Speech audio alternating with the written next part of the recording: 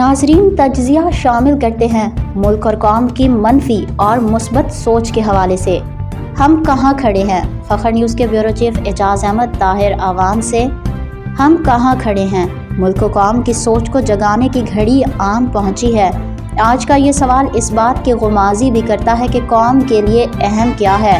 آج ہم اپنے حال، مستقبل اور ماضی کے بارے میں سوچنے کی اہلیت ضرور رکھتے ہیں، مگر کسی بھی قوم اور ملک کی ترقی یا زوال اس کے اجتماعی شعور، قیادت اور بنیادی اقدار پر منحصر کرتا ہے۔ ملک کا عدم سیاسی استحکام سب سے بڑی ترقی کی راہ میں رکاوٹ ہوتا ہے۔ اس کے علاوہ معاشی مسائل، تعلیم کی کمی، اجتماعی سوچ کا فقدان، مثبت سوچ کے ساتھ ساتھ ملک کی ترقی کو امید کے دھارے پر ڈھالنا بھی ضروری ہوتا ہے۔ حسین خواب دیکھنے کے ساتھ ساتھ ان کی مثبت تعبیر کے لیے عملی اقدامات یا تعلیم پر سرمایہ کاری۔ اور آج ہم کہاں کھڑے ہیں؟ اس سوال کا جواب خود تلاش کرنے کے لیے ہمیں اجتماعی خود احتسابی اور مثبت اقدامات اور نئی سوچ کی اشد ضرورت ہے۔ تبھی جا کر ہم ایک مضبوط اور کامیاب قوم بننے کے خواب کو پورا کرنے اور ایک زندہ قوم بن سکیں گے۔